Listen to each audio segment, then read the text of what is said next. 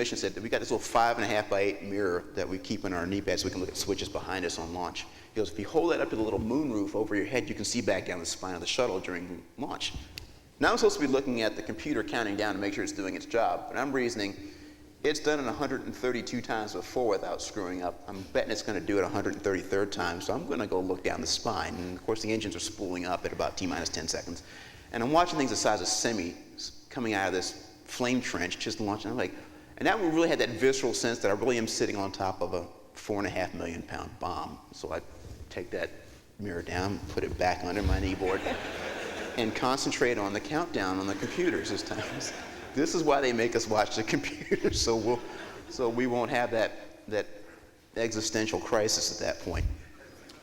It's a pretty intense thing, because like I said, at one point, about a minute out, all the hydraulics test themselves, and that's the first time this whole thing just really shakes and rocks and rolls. I was like, what in the world's going on? And then the solid rocket, the liquid motor started about T-minus 10 seconds, and it's this big crescendo of just power. And then the solid rocket motors hit, and I've never been up in an ejection seat, so I don't have any comparison where I've been cat shot off a carrier, but I'm thinking it's somewhere in that category of just suddenness and violence. You're doing more than 100 miles an hour before you clear the tower. And every other thing I've flown, all those other 30 aircraft, I've always had the satisfactory illusion that I was in control of that spacecraft. I had no such illusion, 1 second of that flight. We were going off that pad, and I was hoping we were headed for space, but if it wasn't, I didn't have much of a vote there. This thing was just going. The computers were guiding and doing everything correctly. And where this got to be exciting was, on this particular mission, we had a problem with the range safety computer, which is their nice way of saying that red button that blows up the shuttle when it's trying to hit Disneyland. And so they're trying to work out this particular problem, and I'm going, there's no way in the world we're going to launch today, because you don't just do a software update, get it cleared in the 2 minutes time we have to go work this. The range commander down there, the 45th Wing commander, said, I trust these guys will pull the throttles back and shut those engines down before it turns back and hits any place in Florida. We'll use them as the safety control. And we launched with exactly 2 seconds left in our launch window. Now, those of you who are familiar with orbital dynamics, the Earth is going east at about 1,000 miles an hour. We've got a track we're trying to get under for the space station to get to it. And so at this point, 2 minutes, we have just enough gas to go blow through that track and turn back the other way. And I'm not thinking about this. We never have simulated launching late in our space window. So here we are about 2 minutes in, 2.5 minutes in, the solid rockets are off, and we're checking the guidance system to make sure everything's working correctly. And it shows that we're east of course, we're heading further east of course, and there's a big, deep, cold blue Atlantic Ocean in February that we're heading into, and I'm not sure if we're going for a swim in it. So I'm sitting here with my eyes wide. There's 4 of us on that flight deck. All of us have control engineering degrees, and we all see what's going on, even though it's not really intuitively obvious if you don't have a degree in control engineering. And the commander figures it out first. Steve Lindsay goes, okay, here's what happened. We launched late. We blew through the window. At some point, we are going to turn this boat around and get back towards the track. And that worked out okay, because I'm thinking, if this thing isn't heading up that track, I'm not sure what our next plan is for this, other than to pull the engines and plan on a nice cold swim in the North Atlantic. That worked out okay. We rolled back upright. I got to go look out over the whole coast of the Atlantic. We could see everything from Cape Hatteras up to the Hudson Bay. And that's when you get that sense that you're not in Kansas anymore, because the sky is just pitch black, and you're looking out and you can see the curvature of the Earth. Up to that point, we're upside down, just looking at the Atlantic, going, I hope that doesn't get any closer to us. And now you really are seeing space for the first time in space, and you're hearing all the different calls coming up from mission control, about where your abort options are going to be. And once you come off those solid rocket motors, even though it's like driving down a cobblestone street in a dragster, it's a pretty violent ride. Solid fuel doesn't burn evenly, so it's like fits and starts, so you're getting shaken pretty violently during that part. When those come off, it's smoother, but you weigh a whole lot less, and you still got a lot of thrust, so it's like just being jammed into your seat to the point where my windpipe would deform. I'm used to taking G's this way, not this way, and I would just audibly snore, because I just, the whole time I'm doing this, because that's about the best I can do. And at about the last few seconds, I just couldn't breathe at all. My windpipe would just collapse under the load. I'm not sure why. I can't do windpipe exercises to make it stronger. I'm not sure how to do that. But, and then you go from that to 0 G's, just like that. Things are floating, and you've got things to do, and you're in space. And for those who are have, like in the Air Force, your commander will hand you back your patch with your astronaut wings and tell you that you're out of uniform. Fix it. How long did it take to get to the International Space Station? For us, okay, that first part is 8.5 minutes to space, and that's that Nantucket sleigh ride. And then it's a little bit more genteel after that. And that's not because of the orbital dynamics. We've got a lot of checkout to do on that space shuttle. You've got to turn it from a rocket ship into an orbiting spacecraft. So it's moving day all of a sudden. So it wasn't like things were just kind of calm and mellow when we got out. It was like a big fire drill. In fact, as soon as it was out, I had a bold face that I had memorized for getting out of that seat. So as soon as the engines cut off, I was out of the seat.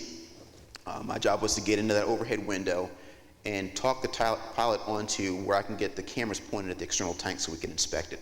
And so one of the guys downstairs is doing his same fire drill downstairs, and he's just pitching cameras up at me, and our job is to get video and still footage of that.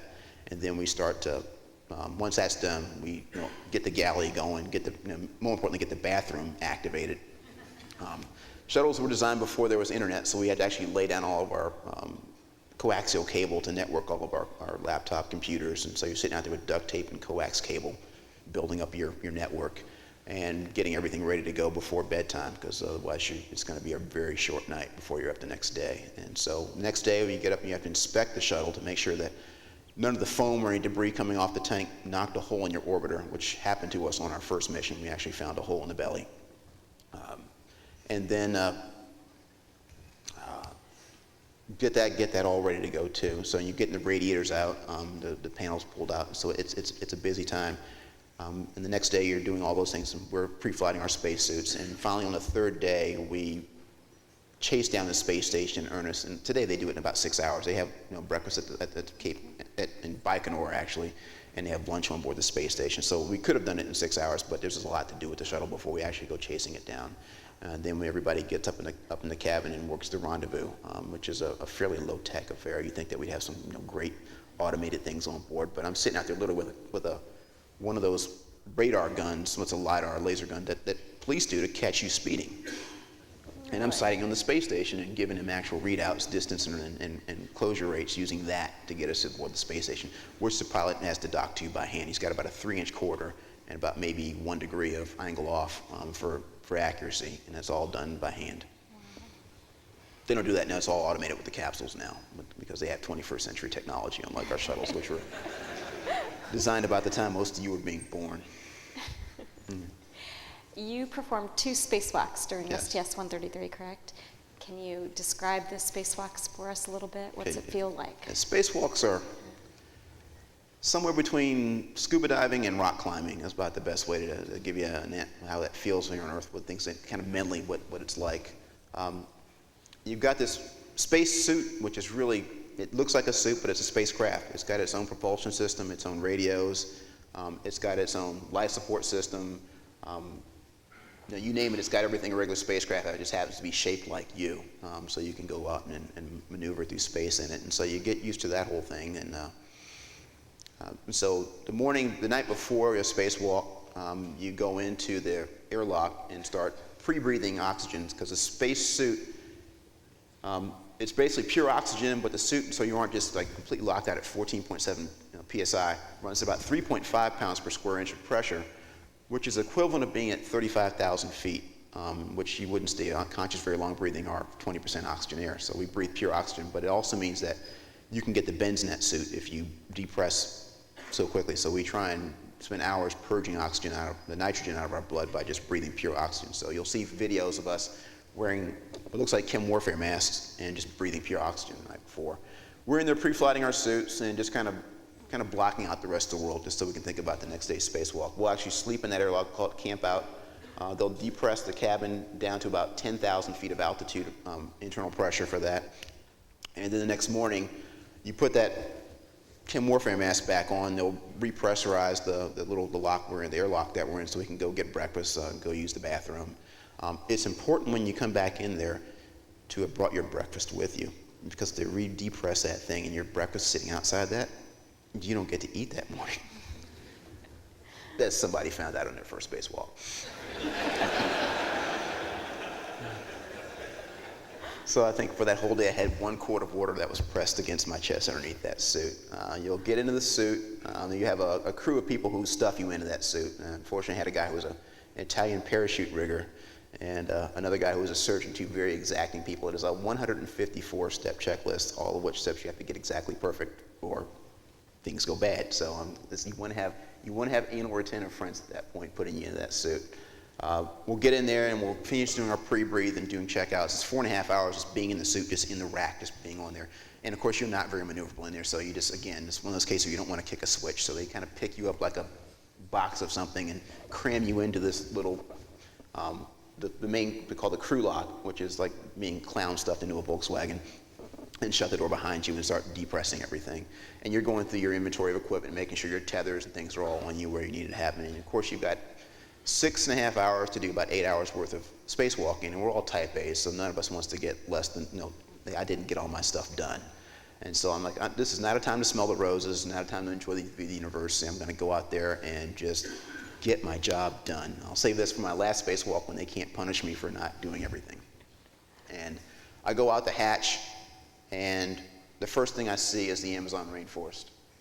And it's a cloudless day over the Amazon rainforest. I can see clean down to the river. I can see all the estuaries. I can see all the dark green stuff out there. And I'm just like, just blown away. I'm trying to tear myself away from this whole thing and just not succeeding. Fortunately, they give us 10 minutes to what's called adapting to the dynamics. Being in space in a suit is different than being in a pool. The pool, because it has drag, takes a lot of effort to get going, but you can stop just by pulling. In space, it's the opposite. It takes no effort to get going. It takes a lot of effort to stop yourself after a while. So to get used to that goofiness. I also think it's just people might get out there and just get freaked out for a second or something, or just go out over the Amazon rainforest and go, oh my God, that's gorgeous. And so after about 2 minutes of that, I was just fine. And we went on and started doing our spacewalk. And of course, you've got a person inside the space shuttle who's running the checklist for that, because it is 8 hours worth of tasks to get done. They expect you to have it memorized. And so you're just talking continuously between you and your partner. There's some tasks that have to be done together. Sometimes you have people who are working on the other robot arm getting moved around. And so for the first part of our spacewalks, we were working together, because I was a rookie on that one with one of the senior guys, and you kind of checking you out. And then like the second half of the spacewalk, if you're, then you go off and split off and do your own different things and do the different tasks out there. And those were always fun. I think the only weirdness I ran into out there was, two of my friends who had been on spacewalks said, okay, you want to remember what the different handrail numbers are and what the different markings on the space station are, because at nighttime you can get disoriented. The pool, it's always daylight, you're always right side up, you cannot get lost. It is not conceivable that I can get lost in this thing that I know the geometry of very intimately. It's nighttime, I'm trying to get back to the airlock, and the tether is like this evil, like this bad 4-year-old. It's everywhere you don't want it to be. It's wrapped around your head, it's wrapped around your leg, and it's caught on parts of the space station, and at one point it's caught, and I'm like, just trying not to say bad things over the radio, because everything is hot mic to the ground. I'm going back to retrieve this tether, and I realize that the way that tether's jammed, it's going, is an arrow says to the airlock. So I'd missed my turn off to the airlock out there, and fortunately nobody witnessed that little navigation error, and I kind of went back out there sheepishly and stopped saying bad things about my tether. Well, it looks like we only have a couple minutes left. Okay. So final question, can you briefly tell us what you think the future of the NASA space program is going to be now that the mission, or the space shuttle missions are ending? Okay, so there's two different things out there. There's the future of space travel, and then there's NASA's future in space. Future space travel, at least in low Earth orbit, where we are, is going commercial. It's already happening now. We've got Boeing doing commercial capsules, SpaceX is doing commercial capsules, Sierra Nevada is working on it, so is Blue Origin, and there's like a host of companies, and they're moving along at a pretty rapid clip. Turns out when the space shuttle program wound down, there were a lot of guys out there who said they would do rocket science for food, and these companies snapped them up. And so they've got some just world-class hardware that's coming online in about the next 2 years. So what you're seeing right now with SpaceX is just the opening act of what's going to happen there. And so I really see the space station as a place where if you've got some research that has to be done in space, you're going to wind up on a SpaceX capsule being trucked up there to do your science and bring your payload back down. But it's not something where test pilots are out there just establishing a new frontier. That frontier's been established. NASA, on the other hand, I think is going interplanetary. We're going to run around in our own backyard near the moon for about the next 10 years or so, just to go relearn what we learned back in the 60s. Unfortunately, most of the guys who got us to the moon they're retired, senile, or dead. I mean, it's been a long time since we've done that. So we've got to go back and just relearn some of those lessons that we didn't capture in writing. And then once we've got confidence in that, and we've got the technology to take us out beyond the moon, because I don't think the technology that gets us to the moon is going to get us out to Mars, then in about between 10 and 25 years from now, we'll make a big push to go out to Mars. And so when kids ask me what I need in my resume to be a NASA astronaut when I'm your age, I said, well, they're going to want to see your space flying hours resume, because there's lots of other opportunities to go be flying in space outside of NASA in low Earth orbit before that. And of course, they're going to require the same things that NASA requires now of us, so it doesn't get you a buy on knowing your calculus and things like that, unfortunately. But it's I think that the path is going to be somewhat different. There'll be more opportunities to go in space. I really am embarrassed to be that 200 spacewalker. I really thought by the time I was going that that'd be a 4-digit number by then. We'd have a lot more people. So I'm looking forward to seeing it where it's like we were back with air flying back in the 1920s and 30s. There were a handful of people who flew airliners, and now there's tens of thousands of them. And I think in the next 30 to 40 years, you'll see that population of people who've been in space mushroom, and they'll be more like you were back when doing it back when it was crazy and dangerous. And now we're doing it now that it's safe and repeatable. Not that you've been in space. That by that time, lots of thousands of people have been in space. I look forward to that. Yes. Unfortunately, we are out of time, but I encourage you all to get with Colonel Drew this week, the rest of this week, and hear more about his story. He's got lots of good stories. At least 10% true, every one of them. But they're funny even if they're not. So.